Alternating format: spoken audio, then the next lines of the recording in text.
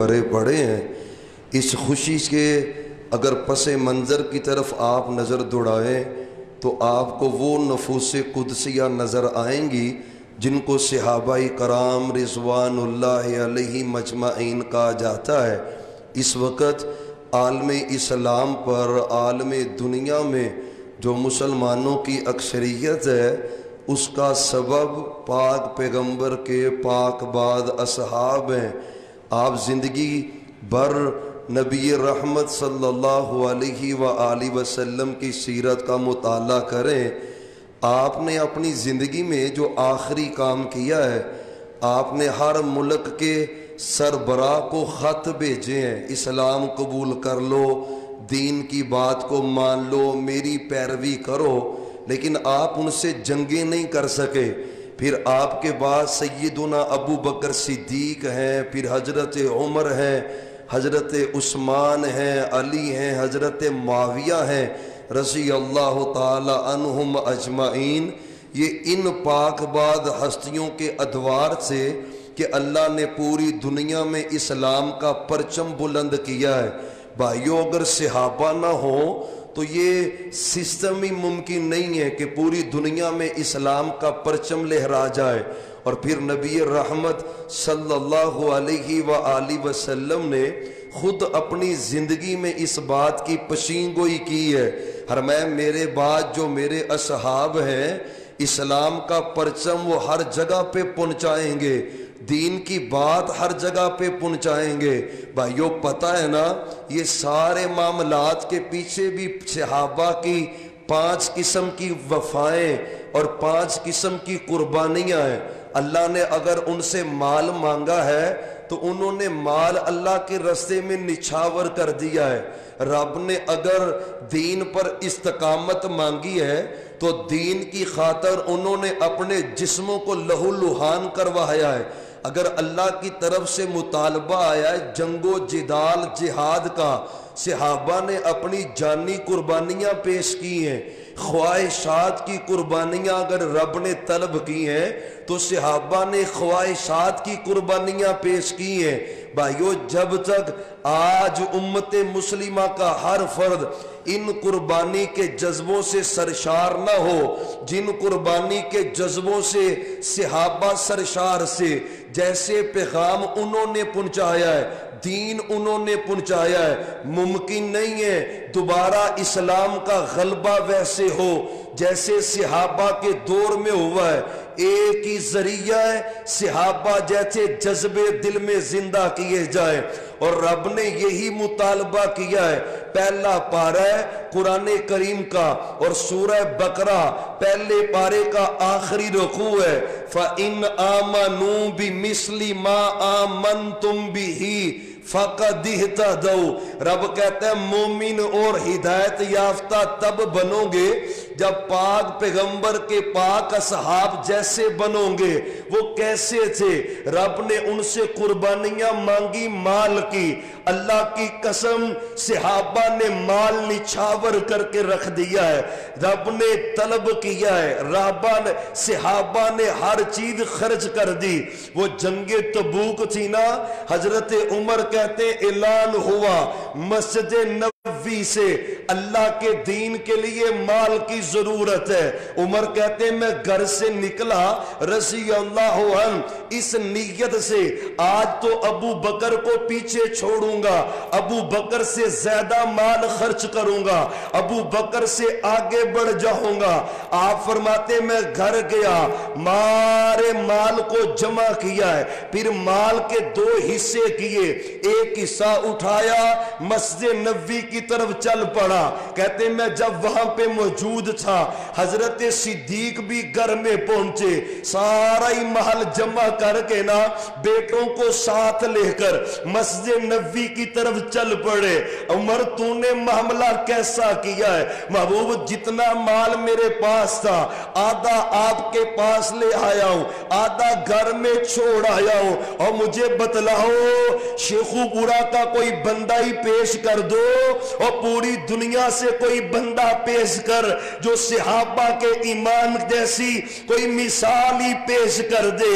ظالموں ان پہ تبصرے کرتے ہو۔ محبوب جتنا مال تھا نا آدھا میں نے آپ کے لیے لے آیا، دین کے لیے لایا، آدھا گھر چھوڑ آیا۔ عمر تیری کیا بات ہے، صدیق تو آیا ہے، تیری کیفیت کیا ہے؟ محبوب گھر میں جو کچھ تھا نا ہر چیز ہی لے آیا ہوں، سوئی بھی گھر میں نہیں چھوڑی، وہ بھی اللہ کے دین کے لیے آپ کے پاس لے آیا۔ واہ عمر! عمر کہتے میں نے آج اندازہ ہی لگا لیا ہے، زندگی بھر میں ابو بکر سے آگے بڑھ نہیں سکتا، ابو بکر جتنا خرچ کرتا ہے میں کر نہیں سکتا۔ اسلام کا ابتدائی دور ہے، میرے پیغمبر نے تو تجارت چھوڑ دی، اور سننا نقطے کی بات ہے، حضرت علی تو چھوٹے ہیں، عمر چھوٹی ہے، چھوٹی عمر کے بچوں میں سے سب سے پہلا قبول اسلام میرے علی کا ہے رضی اللہ تعالی عنہ۔ کس کے مال نے فائدہ دیا ہے؟ ہم مسلمانوں پہ کس کا مال خرچ ہوا ہے؟ کون ہے جو درم و دینار نچھاور کرتا تھا؟ وہ ابو بکر صدیق تھے۔ 40,000 دینار نقدی ہے، سارا ہی مال پیغمبر کے قدموں پہ نچھاور کر دیا ہے۔ آج تبوک کا موقع ہے، عثمان پیسوں کی ضرورت ہے، عثمان نے درم و دینار کی لائنیں لگا دی، سواریوں کی ضرورت ہے۔ 1,000 اونٹ میرے عثمان نے سامان سے لدا ہوا پیغمبر کی خدمت میں پیش کر دیا ہے۔ انداز پتہ کیسا ہے؟ 100 اونٹ پیش کیا ہے۔ میرے نبی کہتے عثمان ابھی اور ضرورت ہے، 100 اونٹ اور پیش کیا ہے، عثمان ابھی اور ضرورت ہے۔ عثمان نے 100 اونٹ اور پیش کیا ہے، عثمان ابھی بھی ضرورت ہے۔ اور لاؤ تو صحیح کوئی صحابہ جیسی مثال ہی پیش کر دے۔ رب نے مال مانگا، صحابہ نے مال دیا ہے، رب نے جانیں مانگی، استقامت مانگی، رب نے استقامت کا درس دیا ہے، صحابہ استقامت کے پہاڑ بنے۔ تپتی ریتوں پہ کون لیٹے؟ تپتی ریتوں پہ لیٹ کر بدن پہ کوڑے کس نے کھائے؟ میرے بلال ہے، اور حبشہ کا کالا بلال ہے، ہونٹ موٹے موٹے ہیں۔ اللہ کی قسم ہے آج دل میں رب کی پہچان آ گئی۔ امیہ کہتا ہے تجھے پتہ نہیں میرے غیظ و غضب سے تو بچ نہیں سکتا۔ حضرت بلال کہتے امیہ میرے جسم پہ تو قدرت رکھتا ہے، میرے دل پہ تیرا کنٹرول نہیں ہے۔ دل احد احد کہتا ہے۔ جب یہ بات کہی نا غصہ اس کا مزید بڑھا، کل تک بولتا نہیں تھا آج تو بولنے لگ پڑا ہے، نہیں چھوڑوں گا۔ سارے لوگوں کو جمع کیا، صحرا میں بلال کو لے گیا ہے، تپتی ریت پہ لٹایا ہے، باری پتھر بدن پہ رکھا ہے، کوڑے جسم پہ برسا رہا ہے، اور کس چیز نے ان کو استقامت کا پہاڑ بنایا ہے؟ رب نے انہی کی مدح کی ہے، ان الذین قالوا ربنا اللہ ثم استقاموا۔ رب کہتا ہے جنہوں نے کہا ہمارا رب اللہ ہے، پھر ڈٹ گئے، پھر مارے کھاتے رہے، پھر کوڑے کھاتے رہے، جسم ان کے زمین پہ گھستے رہے، کوڑے برستے رہے۔ حضرت خباب ہے، خباب ابن الارت ہے رضی اللہ عنہ، غلام ہے نا بنو عدی کے، پتا چلا ان کو، سرداروں کو پتا چلا خباب نے کلمہ پڑھ لیا ہے، اور کوئلے گرم کیے، کوئلے تجھے خدا کا واسطہ دے کے کہتا ہوں ایک لمحے کے لیے سوچ تو صحیح ذرا، کوئلے جلے ہوئے، آگ کے کوئلے جل چکے، پخرے جل رہے، سرخ و زمر ہے۔ حضرت خباب کہتے مجھے پکڑا، ان گرم کوئلوں پہ لٹایا، مجھے کہتے کہ لات اللہ ہے، کہ عزا جے ہو، کہ حبل کی جے ہو، کہتے میں ایک ہی بات کہہ رہا ہوں اللہ احد، اللہ احد۔ کہتے میرے جسم پگھلا، چربی پگھلی، میری چربی سے وہ کوئلے ٹھنڈے پڑ گئے، یہ کافر پھر بھی باز نہیں آئے۔ یہی حضرت خباب ہے۔ کہتے ہیں سیدنا عمر بن خطاب کے پاس نا ایک دن میں بیٹھا ہوا تھا، میں نے نا اپنا واقعہ پیش کیا حضرت عمر کے سامنے، امیر المومنین ایسے ایسے ہوا، مجھے ایسے جلتے کوئلوں پہ جلایا گیا، کہتے کمر سے میں نے قمیض اٹھائی، حضرت عمر نے جب کمر پہ نظر دوڑائی تو ساری کمر ہی ان کوئلوں کے داغوں سے سفید ہو چکی ہے۔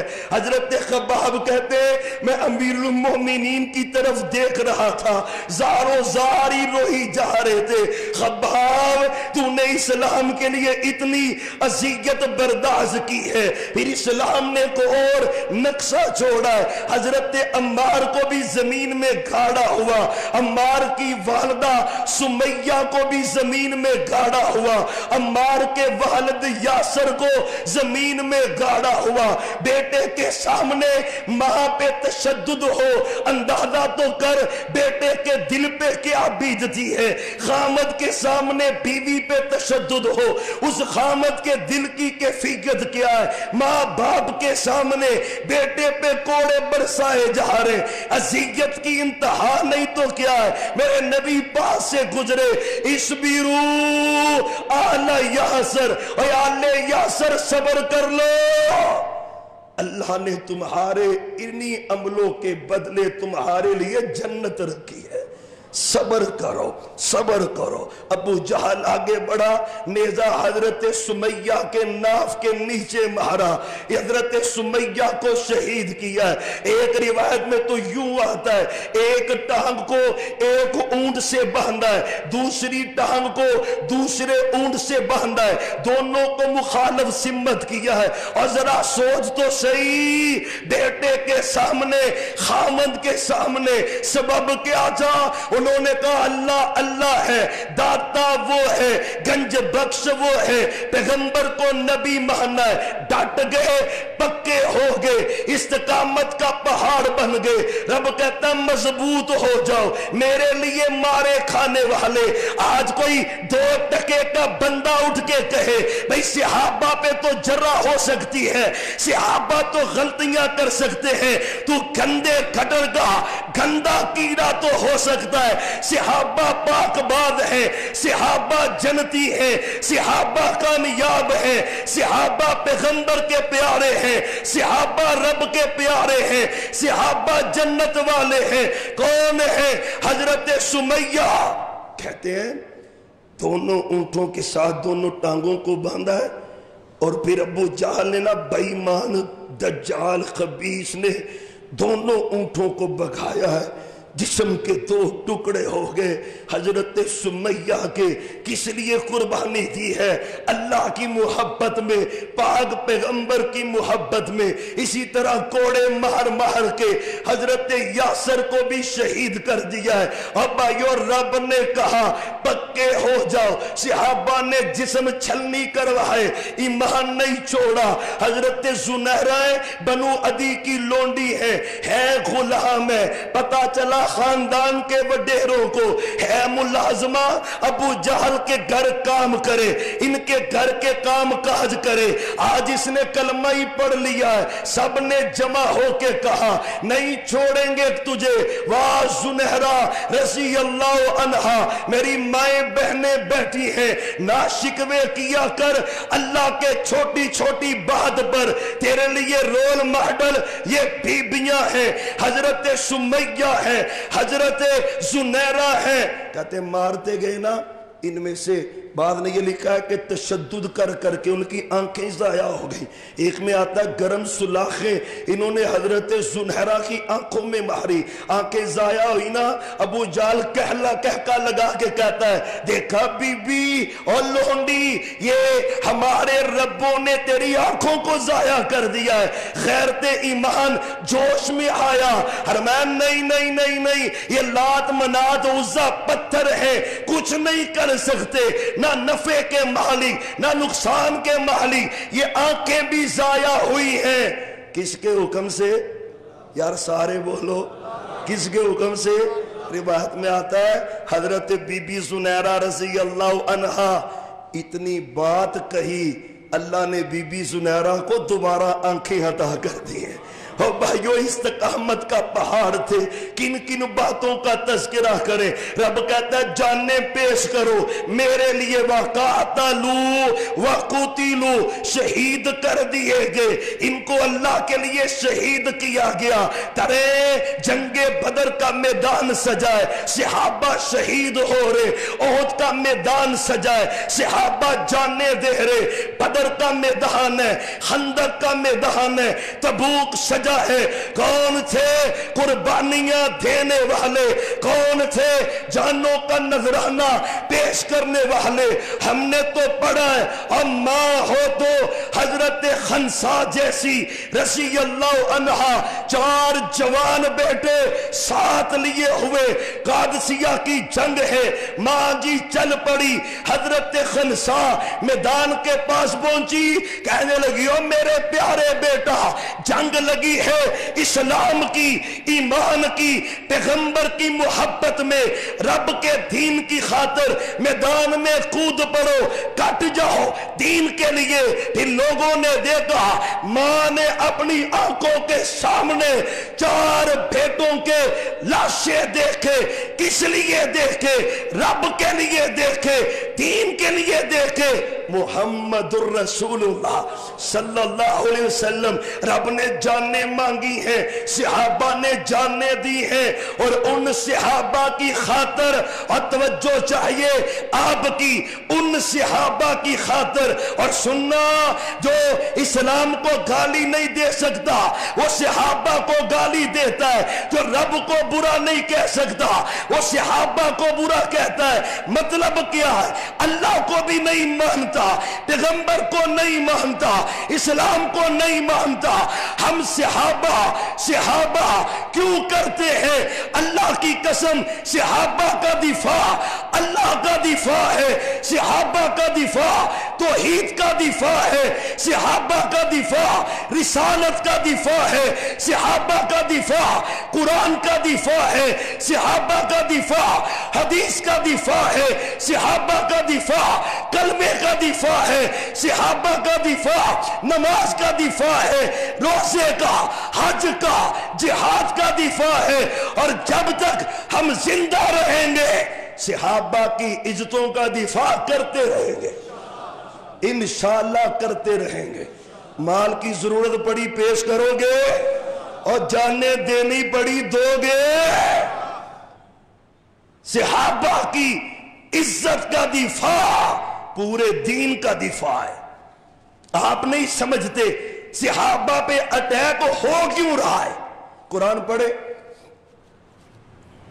وَلَا تَجِدَنَّ أَشَدَّ النَّاسِ عَدَاوَةً لِلَّذِينَ آمَنُوا الْيَهُودَ. اللہ کہتے ہیں محبوب مومنوں کا, اور سب سے پہلا مومن ابو بکر ہے. کون ہے؟ اور بولو, سارے ہی بولو یار, سارے ہی بولو, دل کو ٹھنڈ پڑ جائے, سارے ہی بولو. پہلا مومن کون ہے؟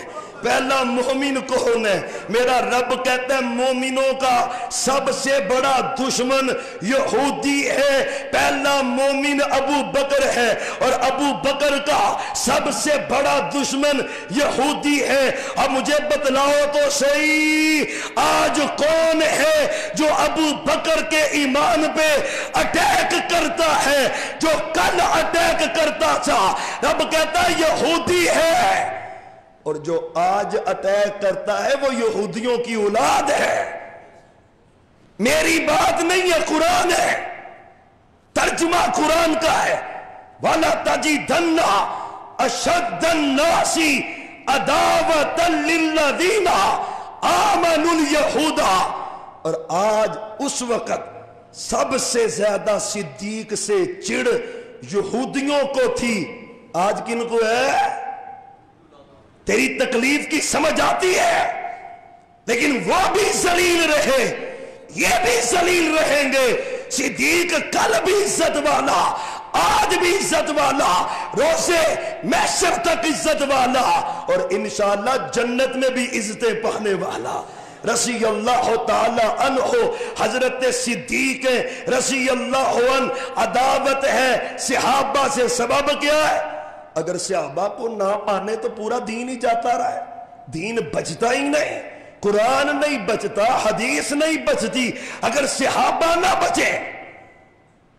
اس سے آگے کیا اٹیک ہوگا، اس سے آگے ہوگا کیا؟ اسلام کی دشمنی میں محمد الرسول اللہ صلی اللہ علیہ وسلم، صحابہ نے مال خرچ کیا، قربانیاں دی ہیں، اپنے جسم اللہ کے دین کے لیے تپتی ریتوں پہ لٹائے، ذبح ہوئے، سب کچھ ہوا ہے، سب کچھ کیا ہے، رب نے جو مانگا ہے صحابہ نے دیا ہے، عمل کیا ہے، اور انشاءاللہ صحابہ کی یہ قربانی ہے خواہشات کی قربانی، خواہشات صحابہ نے قربان کر دی۔ اس کے لیے انداز پتہ کیا ہے، وہ آئندہ جمعے بیان کریں گے۔ آخر دعوانا ان الحمدللہ۔